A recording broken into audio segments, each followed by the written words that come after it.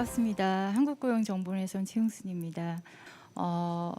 저는 직업 관련해서 굉장히 오랫동안 연구를 했습니다. 최근에 기술의 발전 이야기를 하면서 일과 고용에 대한 이야기들을 아마 많이 들으셨을 겁니다. 그 중심에는 이제 우리가 갖게 되는 직업에 관련 것들이 꼭 들어있죠. 그래서 오늘은 같이 제목은 미래를 함께할 직업입니다만 어떻게 미래의 직업들이 조금 변하게 될 건지 선생님들하고 같이 깊은 고민을 나누는 시간을 갖도록 하겠습니다. 은행의 모습입니다. 저도 이제 연말이 가까워와서 이제 세금 관련 월급쟁이긴 하지만 여러 가지 또 정산해야 될 것들도 있죠. 근데 제가 금년에 은행을 몇 번을 갔을까 생각을 해보니까 5손가락 안에 드는 것 같아요.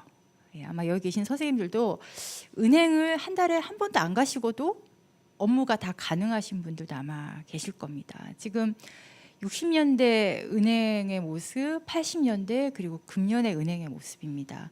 지금 어린아이들은 은행이 뭐예요? 이렇게 얘기를 할지도 모르겠습니다. 그죠?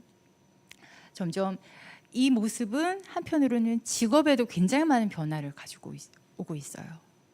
제가 대학을 졸업했던 90년대 초중반만 해도 은행은 최고의 직장이었습니다. 최근 몇 년 전까지만 해도 은행은 굉장히 최고의 직장이죠. 그리고 굉장히 꼼꼼한 수리에 밝은 경영이나 경제, 회계, 세무를 전공한 학생들이 가장 가고 싶어하는 곳이 금융권이었습니다.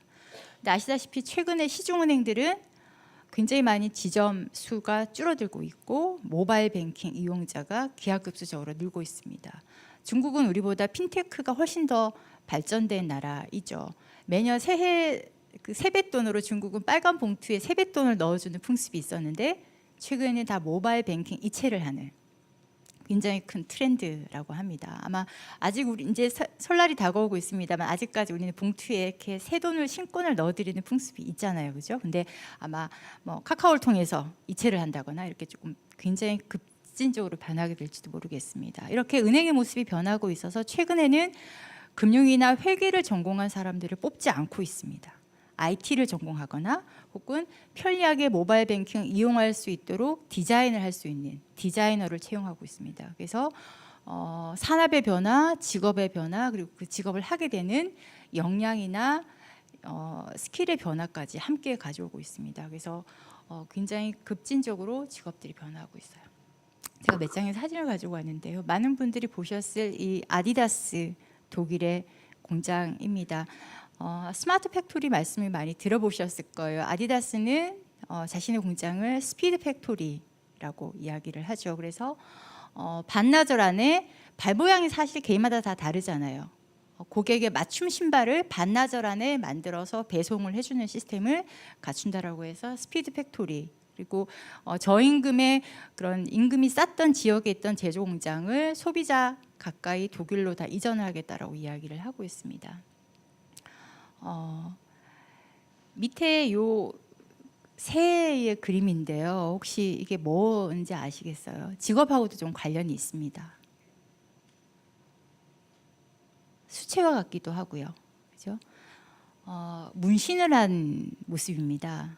피부에 문신을 한 걸 찍은 건데요. 최근에 여러 선생님들이 아시는 그런 막 용문신 이런 걸 넘어서 젊은이들 사이에 감성 타투라는 게 굉장히 유행이에요. 그리고 이 감성 타투를 받으려고 한류 관광을 오는 외국인도 굉장히 많습니다.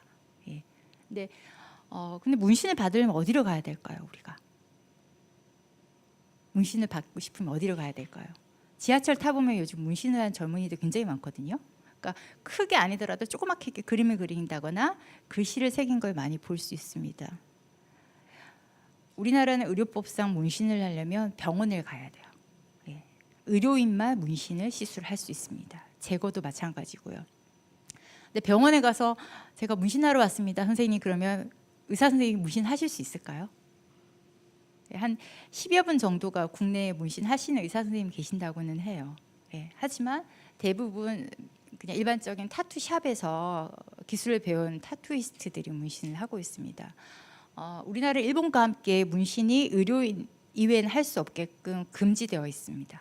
하지만 최근에 산업적인 영역으로 굉장히 확대되고 있고 말씀드린 것처럼 관광 산업으로까지 굉장히 확대되고 있습니다. 근데 그 중심에는 제도라는 게 자리 잡고 있죠. 이 말씀을 드리는 거는 우리가 다양한 직업들이 생겨나고 있지만 그 중심에는 좀 뿌리에는 이런 제도 혹은 규제라는 것들이 상당 부분 또 자리 잡고 있어서 변화하고 있는 시대에는 조금 같이 발맞춰 갈 필요도 있지 않겠냐라는 말씀에서 드리는 거고요. 이런 수트를 아마 언론을 통해서 보신 분들도 많을 겁니다. 굉장히 무거운 육체 노동들을 쉽게 할 수 있는 이런 수트들이 굉장히 많이 개발이 되고 있어요. 그래서 육체 노동에 있어서 남녀가 구분이 없어지는 그런 시대가 생각보다 빨리 올 거다라는 이야기도 하고 있고요. 아마 로봇도 굉장히 많이 일상화돼서 많이 보셨을 겁니다. 여기에는 이분은 닐 하비슨이라는 분인데요. 태어날 때부터 색깔을 구분하지 못하고 생맹으로 태어나셨어요. 근데 뇌에 어떤 칩을 이식을 받았습니다. 그래서 이 머리에 나와 있는 이 촉수 같은 이 센서를 통해서 색을 인지를 하게 됐습니다. 그래서 실제로 색을 이 센서로 듣는 귀로 청각을 통해서 시각을 통해서 그래서 최근에는 이런 기술의 발전이 장애와 비장애를 넘어서서 그래서 어떻게 보면 우리가 일에 있어서도 고용이나 직업의 영역에서도 기존의 장애와 비장애 혹은 능력이 조금 저하됐거나 능력이 더 뛰어난 사람들 간의 그런 간극들이 기술의 발전으로 굉장히 무의미해지지 않겠냐라는 얘기들도 있고요. 65년에 이정문 화백이라는 언론 만화가께서 그린 그림입니다. 서기 2000년대 생활의 이모저모라는 35년 후의 모습을 65년도에 그린 만화예요. 소형 텔레비전 들고 이렇게 볼 수 있을 것 같다. 그죠? 집에서 치료도 받고 병원 치료도 받고 움직이는 도로도 있을 것 같고 지붕에 이렇게 태양열을 이용해서 에너지를 모으는 것도 있을 것 같다. 굉장히 달나라 같은 이야기다라고 65년도에 아마 이야기가 많이 있었을 겁니다. 상당 부분 지금 다 이루어졌죠. 그래서 이분이 다시 그렸습니다. 이분 살아계시거든요. 원로 화백이십니다. 그래서 응답하라 2050년 정부가 공식적으로 의뢰를 해서 그린 그림이세요. 그래서 2050년에는 어떻게 신기한 세상이 펼쳐질까라는 모습으로 만화를 이제 그리셨는데요. 과학이나 기술을 하신 분들은 2050년까지 가기 전에 상당 부분 다 이루어질 것 같다라는 얘기들을 많이 하십니다. 과학의 속도는 굉장히 빠르고 우리가 사회 구성원들이 어떤 합의를 하냐 받아들이냐 윤리적인 문제이지 기술의 발전이 굉장히 빠르다는 말씀을 많이 하시고요. 엘빈 토플러 세계적인 미래학자 얼마 전에 돌아가셨습니다만 한국에 오셔서 이런 말씀을 하고 가셨어요. 한국 학생들은 하루 15시간 동안 학교와 학원에서 미래에 필요하지 않은 지식과 존재하지도 않을 직업을 위해서 너무 열심히 한다라는 그러니까 뭐 좀 객관적인 시각에서 보고 가셨습니다. 최근에 9월에 실제 현대모비스 대기업이 낸 채용 공고입니다. 아마 20대 젊은이들 사이에 굉장히 화제가 된 채용 공고예요. 이게 만들어진 게 아니라요. 실제 이 회사가 공고를 낸 겁니다. 어떻게 최근에 기업이 원하는 인재와 인력들이 변하고 있는지를 조금 보여주는 예인 것 같은데요. 여기 보시면 진짜 보통 사람들과 다른 특별한 능력을 가진 분들만 지원을 해주세요. 이렇게 당구장 표시가 되어 있습니다. 그래서 학생 대표, 동아리 대표, 어학연수, 국토대장정 등 평범한 경험을 하신 분들은 제외됩니다라고 해요. 그래서 이 학생 대표 뭐 발톱까지 빠지면서 국토대장정 이런 거 했던 경험들이 너무너무 평범해지기 때문에 이런 사람들은 아예 내지도 마라. 창의적인 아이디어를 가지고 남들과 다른 뭔가 특별한 게 있는 친구들만 우리 회사에 지원을 하라라고 실제 채용 공고를 냈습니다. 그 진행 절차도 서류, 직무 적성, 면접에서 실제 내가 현대모비스에 입사를 해서 어떤 일을 창의적으로 남들과 다르게 다른 역량으로 할 건지를 PT를 하는 걸 면접을 했어요.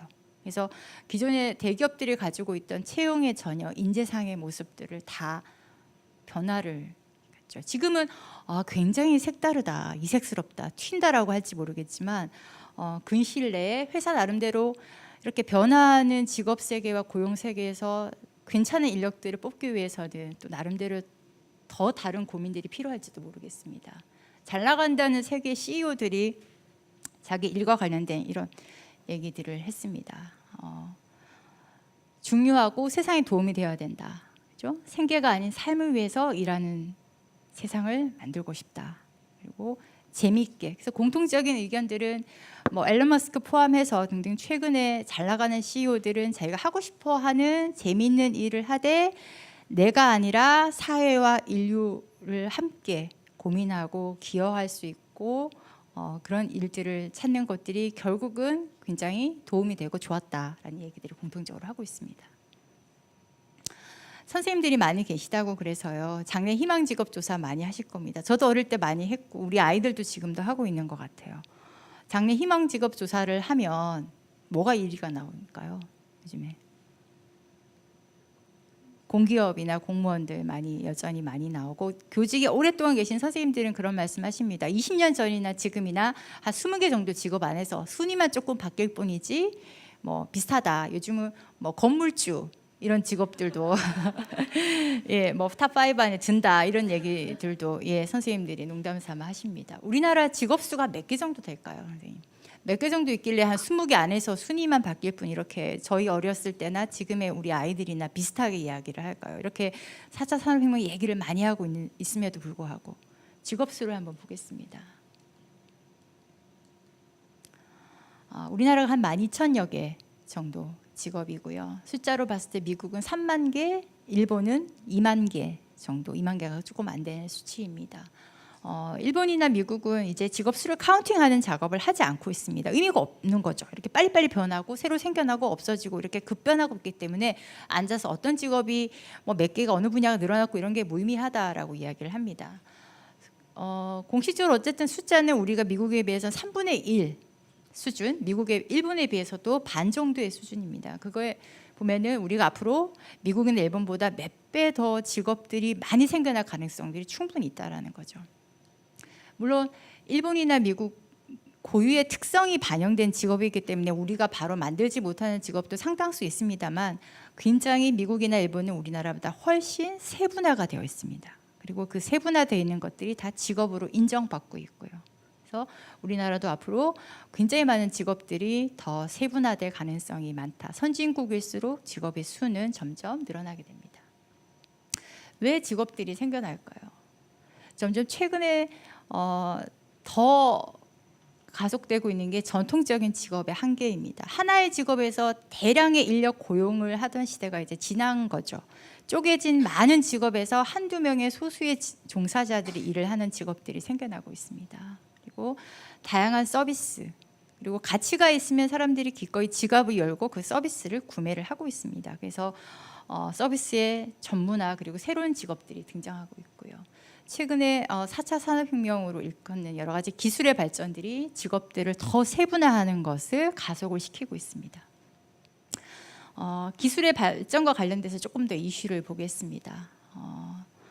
앞으로 15년 후에는 대학 절반 가력이 문도 닫고 상당수의 직업은 없어지고 사람들은 일자리를 잃을 것이다.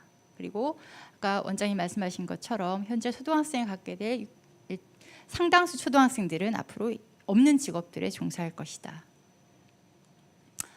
이런 부정적인 시각이 한 올 초까지는 굉장히 많았던 것 같아요. 4차 산업혁명과 관련해서 최근에는 자동화로 대체될 확률이 70%가 넘는 직업은 9%에 불과하다. OECD가 원래 여름쯤에 발표한 자료입니다. 그리고 2020년 인공지능으로 없어지는 직업도 있고 생겨나는 직업 있겠지만 생겨나는 직업이 더 많을 것이다. 라는 양쪽으로 더 많은 직업과 일자리가 결국은 생기게 된다라는 어떻게 보면 한편으로 굉장히 긍정적인 이야기들이 최근에는 많이 하고 있습니다. 기술과 관련해서 가장 어쨌든 많은 이슈는 논쟁은 없어지냐 생겨나냐 하는 것 관련된 것 같아요. 그래서 저숙련이면서 정형화되고 단순 반복적인 일 혹은 전문가 영역이지만 고도로 기술 등에 의해서 대체 가능한 직업들도 이런 기술의 발전과 자유롭지 못하다는 얘기들이 많이 하고 있습니다. 회계사나 법률 사무원 그리고 뭐 통번역 마찬가지고요. 외국어대 통번역 대학원은 작년에 20% 이상 지원이 줄었습니다. 아마 지금 입시철 다가오면서 아마 이런 4차 산업혁명 관련된 게 입시에 아마 또 반영이 되는지도 모르겠습니다. 상대적으로 대체 소멸 가능성이 낮은 직업들의 저숙련이지만 결국은 사람의 서비스와 손길에 의해서 더 정교해지는 직업들은 기계가 100% 대체하기 어렵다라는 이야기, 그리고 예술 쪽은 조금 어렵지 않겠냐라는 얘기가 나오고 있습니다만, 이 그림은 렘브란트 MS와 렘브란트 재단이 함께 만든 인공지능 시스템이 그린 그림입니다. 예, 굉장히 정교하죠. 그래서 우리가 창의성이라고 인간의 고유 영역이라고 여겨졌던 분야에도 결국은 이런 기술의 발전이 미치지 않겠냐라는 이야기도 요즘에 많이 하고 있고요. 기술의 발전은 직업의 한편으로는 직업을 없애냐 만드냐의 문제보다는 기존의 직업에서의 하던 일의 직무의 변화가 사실 더 큰 영향일지도 모르겠습니다. 선생님들 많이 계신데 교사는 없어질까요? 라는 고민들 하시는 분들도 꽤 있으신 것 같아요. 그죠? 국내외에서 교사는 이제 지식이나 정보의 전달이 아니라 학교 내 컨설턴트랄지 멘토의 역할, 평생교육 전문가 이렇게 더 확대되는 영역의 직무로 변화할 거다라는 이야기들을 많이 하고 있습니다. 약사도 벌써 인공지능과 로봇에 의해서 자판기에서 약이 나오는, 그죠? 우리가 그래서 복약 상담을 한다거나 이런 상담 영역으로서의 약사의 직무가 변화하고, 간호사도 데이터 관리, 치기공은 벌써 지금 상당 부분 3D 프린팅에 의해서 치과 보형물이 만들어지고 있습니다. 그래서 이렇게 직무의 변화는 한편으로 교육의 변화를 동반을 해야 될 수밖에 없는 상황이고요. 그리고 이런 직무의 변화에 맞게끔 개인들도 노력을 해야 되죠. 기업 입장에서도 마찬가지입니다. 기존의 전통적인 일거리나 서비스와 비즈니스에서는 이제 더 이상 고부가 가치를 내기가 어려운 시절이 점점 다가오고 있죠. 그래서 제조업의 서비스화가 굉장히 가속이 되고 있고요. GE도 이제 서비스 통해서 이런 항공기 엔진에서의 데이터 수집으로 부가가치를 내는 플랫폼 사업을 하고 있습니다. 이 조그만 사진으로는 좀 작아 보이나요, 선생님? 한 12인승 정도 되는 자율주행 자동차입니다. 미국의 로컬 모터스라는 자동차 회사가 만든 이 미니 그 자율주행 자동차인데요. 아마 오바마 대통령의 혁신의 아이콘이라는 회사로 굉장히 극찬을 했던 회사입니다. 종업원이 100명밖에 안 돼요. 얼마 전에 이 대표가 한국에 와서 아마 강연을 한 적도 있는데요. 우리 대형 그 자동차 회사 생각하면 100명이 자동차를 만들어내고, 그리고 이 회사는 3D 프린팅으로 자동차를 만들어낼 수 있습니다. 실제 세계적인 그 자동차 박람회에서 전시회 기간 동안 프린터로 자동차를 만들어내기도 했어요. 그리고 이 자율주행 자동차에서는 인공지능 시스템이 탑재되어 있어서, 예를 들어 모두의 학교 근처에 있는 맛있는 짜장면 집으로 갑시다 하면 이 차가 자동으로 근처에 있는 맛있는 짜장면 집으로 안내를 합니다. 그래서 이렇게 기존의 기업들의 새로운 비즈니스 발굴, 그리고 전통적인 패러다임을 넘는 새로운 회사들이 많이 생겨나고 있죠. 일하는 환경에서의 변화도 많아지고 있습니다. 어디서든 일을 하게 되고, 굳이 회사라는 공간, 학교라는 물리적인 공간이 아니라 원하는 곳, 원하는 시간에 일을 하게 되는 디지털 노마드라고도 하는 이런 사람들이 늘어나면서 어떻게 보면 일과 여가의 경계가 없어지는 게 아니냐라는 그런 입장도 있고요. 그래서 더군다나 산업의 플랫폼화가 더 가속시키고 있습니다. 그죠?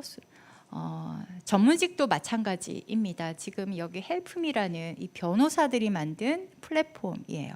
로펌이나 개업을 하지 않고 사건이 있을 때만 일을 하겠다라는 이런 식의 전문직 영역까지도 플랫폼 기반한 이런 긱 이코노미가 굉장히 늘어나고 있습니다. 전 세계적인 일에 대한 가치관, 저는 이제 일에 대한 가치관에 굉장히 관심이 많은데요. 많이 변화하는 것 같아요. 특히 저희 같은 기성세대와 지금의 10대, 20대는 굉장한 간극이 있을 것 같습니다. 앞으로 아마 더해질 것 같아요. 이 친구들이 기성세대가 되면 지금 가지는 그런 일에 대한 가치관하고도 많이 달라져 있지 않을까라는 생각입니다. 유망한 직업에 대한 선생님들이 생각하시는 유망성과 아마 아이들이 생각하는 유망성은 분명히 다를지도 모르겠습니다. 그리고 공유하는 것, 그리고 직업 보다는 내가 가지는 역량이나 독창성에 더 주목을 하고 그리고 혼자 하게 되는 일에 대한 관심도 많아지죠. 그래서 저는 궁극적으로 근본적으로 우리는 왜 일을 해야 되나라는 대한 물음도 필요한 것 같아요. 예, 이렇게 변하는 환경 속에서 우리는 왜 일을 하게 되나? 왜 일을 해야 될까요? 예. 그래서 우리가 교과서에서 배워왔던 그런 일에 대한 가치관을 넘어서 개개인들이 가지고 있는 굉장한 다양성에도 우리가 존중해 줄 필요가 분명히 있을 것 같습니다. 우리 아이들이 어른이 되는 미래에는 일을 하지 않아도 되는 거 아닌가? 저는 학부모로서 또 그런 생각도 들어요. 안 하고 기본소득이 나오고 로봇을 쓰는 기업들이 세금을 내며 그 세금으로 기본소득을 받아서 나는 집에서 놀고 누군가는 기계들이 다 일을 하고 물건을 팔고 만들고 그렇지 않을까라는 생각도 한편으로는 듭니다. 이런 고민들이 생각보다 그렇게 먼 미래가 아닐지도 모르겠다는 생각이 들어요. 그래서 참고로 정부에서 발표한 최근 3, 4년 동안 발표한 새로운 직업들입니다. 아마 눈에 익으신 직업들도 있을 거고 아직 이것도 직업이야? 라는 직업들도 아마 상당 부분 있을 겁니다. 예. 직업이 변화하는 요인들은 굉장히 많이 있어요. 그죠? 저는 그 중에서도 인구의 변화를 저는 개인적으로 가장 꼽습니다. 우리나라가 지금 7월부터 65세 이상 인구가 전체 인구의 14%를 넘어가는 고령 사회에 진입을 했습니다. 본격적으로 진입을 했죠. 그래서 이런 인구의 변화가 산업의 변화와 직업의 변화에 굉장히 많은 영향을 미칠 겁니다. 저 회사 실제 나가서 찍은 사진이에요. 예, 뭐 하는 실제 반려동물 장례를 치르는 모습입니다. 이제 고가의 서비스임에도 불구하고 이용하시는 분들이 꽤 많이 있는 걸로 알고 있어요. 최근 뉴스를 들으니까 일본의 어떤 기업은 집에서 기르던 반려동물이 죽었을 경우 하루 상조 휴가를 주는 제도를 도입을 했다고 합니다. 웃으시지만 우리나라도 머지않아 생겨날지도 모르겠습니다. 가족이라고 생각하시는 분이 굉장히 많죠. 그래서 반려동물을 넘어서 이제 아마 가족의 개념까지 많이 들어왔어요. 그래서 관련된 직업들이 점점 세분화되고 있습니다. 가까운 일본만 하더라도 그 고령 인구와 관련된 직업들이 굉장히 세분화되어 있고 서비스되어 있습니다. 치매 관련해서 지금 우리 이제 이번 정부가 치매 국가 책임제 등등 해서 이제 치매 관련된 본격적인 여러 가지 이야기들이 나올 텐데요. 가까운 일본은 훨씬 예전부터 제도화가 되어 있는 직업들입니다. 그래서 유품 정리, 이런 빈집, 서울시 특히 이 빈집 재생 사업들을 많이 하고 계시는데요. 많은 선생님들이 빈집은 시골에만 있는 거 아니야? 라고 생각하실지 모르겠지만 도심에 빈집이 굉장히 많이 늘어나고 있습니다. 그래서 일본 같은 경우는 동경 비롯해서 빈집들이 많아서 이런 기업과 직업 차원에서 빈집을 재생하는 사업들 직업인들이 많이 일하고 계시고요. 안전과 보안과 관련된 직업들도 굉장히 세분화, 전문화되고 있습니다. 우리나라도 지금 최근에 대학에 이런 안전과 방제 관련된 학과들이 많이 생겨나고 있어요. 예. 행복한 삶에 관련된 여행이나 레저와 관련된 직업들도 굉장히 정교화되고 발전되고 있습니다. 예. 뭐 크루즈, 요트 이런 거는 굉장히 고급 레포츠라고 생각하실지 모르겠지만 굉장히 빠른 시간 안에 산업이 되고 직업이 될 가능성이 많다라고 일반인들이 그 전문가 쪽에서 말씀을 많이 하시더라고요. 공정여행 기획, 뭐 하우스테이너, 커뮤니티 디자이너 이런 것들이 기존에는 단순히 서비스였었는데 틈새 시장을 공략을 하고 해서 다 직업으로 일을 하고 계시는 분들이십니다. 전직 지원, 새로운 사업 아이디어를 컨설팅 해주는 직업들 이런 분들이 실제로 다 일을 하고 계시고요. 주거복지, 주택진단 우리는 지금 아마 경험도 있으실 거예요. 집 계약을 하실 때 계약하고 나서 봤더니 물도 새고 어디 하자가 있는 경우에 어떻게 할 수가 없잖아요, 그죠? 근데 가까운 일본만 해도 전문 업체가 전문가가 다 그 주택 거래 계약 이전에 다 진단을 해주는 이런 일들을 다 하고 있습니다. 그래서 건축과 관련된 직업들도 새로운 직업들이 굉장히 많이 생겨나고 있어요. 사람들의 서비스 그리고 IT와 접목되어 있는 것들 그리고 대학의 이런 건축 관련된 것에도 많이 커리큘럼들이 반영이 되고 있습니다. 문화와 관련된 직업들도 점점 더 세분화가 되고 있습니다. 스토리텔링 관련된 직업들도 있고요. 선생님들 크리에이터는 아마 아이들 통해서 많이들 들으셨을 겁니다. 그죠? 우리나라 전업으로 이 유튜브나 다이아 TV, 아프리카 TV에 파일을 올려서 돈을 버는 사람이 3,000명 정도. 그리고 이런 그 비전업 활동 인구까지 하면 10,000명 이상들이 지금 크리에이터로 활동을 하고 있습니다. 불과 몇 년 전만 해도 아 저게 직업이야? 그냥 취미로 하는 거 아닐까? 라고 얘기를 하죠. 근데 이쪽에 계신 분들은 굉장히 블루오션이 고령층을 대상으로 한 크리에이터 사업이라고 하시더라고요. 할랄, 자동차 튜닝 같은 새로운 직업들 많이 생겨나고 있습니다. 제가 알기로 내년도에 경기대학교인가요? 자동차 튜닝 학과가 별도로 우리도 생깁니다. 몇 년 전만 해도 굉장히 튜닝에 대해서는 부정적인 인식들이 굉장히 많았지만 전문화가 되고 있고요. 인공지능 같은 직업들, 사이버 범죄 관련된 직업들, 빅데이터 이런 직업들도 점점 일하시는 분들이 많아지고 있고요. 홀로그램도 요즘에는 거의 모든 대중문화 공연에서 홀로그램이 빠지는 경우가 거의 없다라고 할 정도로 굉장히 많이 보편화되고 있습니다. 원격 진료 코디네이터는 아직 우리가 의료법이 지금 개정 중에 있지만 아직 우리는 의사와 환자가 대면을 해야 진료가 가능한 시스템이에요. 근데 원격 진료는 원격을 통해서 환자가 의사의 진료를 받는 많은 나라에서 도입을 하고 있습니다. 우리는 준비 중에 있는 걸로 알고 있고요. 과학기술의 발전이 농업, 아까 처음에 말씀드렸던 핀테크 등등 해서 전방위적으로 산업에 영향을 미치고 있고 다양한 직업군들을 만들고 있습니다. 에너지 관련된 직업 마찬가지고요. 전통적인 직업의 한계를 넘어서 새로운 직업들이 생겨나는 것과 함께 자기가 스스로 원하는 직업들을 만드는 활동, 창직 활동도 많아지고 있습니다. 실제로 청년들이 직업을 만든 사례들입니다. 죽음을 앞두고 있는 사람들의 마지막 메시지를 영상으로 기록하는 이런 직업들도 만들었고요. 동물들의 이런 그 보조기, 물리치료 관련된 보조기를 만드는 직업들도 만들었고, 혹은 암 환우들을 위해서 뷰티 케어를 해주는 이런 직업들도 실제로 청년들이 스스로 직업을 만들어서 활동을 하고 있는 경우입니다. 직업의 변화의 트렌드 중에 또 하나는 이런 창직 활동 등등 해서 기존에는 사실 직업으로 인정받지 못하던 일거리나 서비스들이 직업으로 자리를 잡는다는 게 굉장히 큰 변화일 거고, 지금의 아이들이 성인이 되는 10년 후에는 아마 더 굉장히 다양하고 세분화된 서비스들이 직업이 될 것 같아요. 그죠? 그래서 그럼으로써 새로운 분야의 생성, 융합이 굉장히 가속될 겁니다. 지금 문이과가 없어짐으로 해서 대학에서도 아마 전공들의 융합이 굉장히 가속이 될 텐데, 직업적인 영역에서도 굉장히 인문적인 것들, 공학적인 것들, 예술적인 것들이 같이 합쳐져서 교육이 되어지고 나와서 일을 하게 되는 그런 직업에서도 융합이 굉장히 가속될 것 같고요. 말씀드린 것처럼 전통적인 직업에서의 직무의 변화도 더 가속이 될 것 같습니다. 공유경제나 플랫폼은 앞으로 더 기존에 생각하지 못했던 서비스 영역으로 더 아마 확대가 되고 많은 사람들이 일을 하게 되고 그 서비스를 아마 이용을 할 것 같습니다. 말씀드린 것처럼 점점 사람들이 또 원하는 서비스는 더 세분화되는 추세인 것 같아요. 그게 일거리를 만들고 서비스를 만들고 직업이 되고 돈을 버는 경제 활동으로 이어지게 하는 것 같습니다. 정부에서 고민하고 있는 직업들도 더 세분화 전문화되는 추세입니다.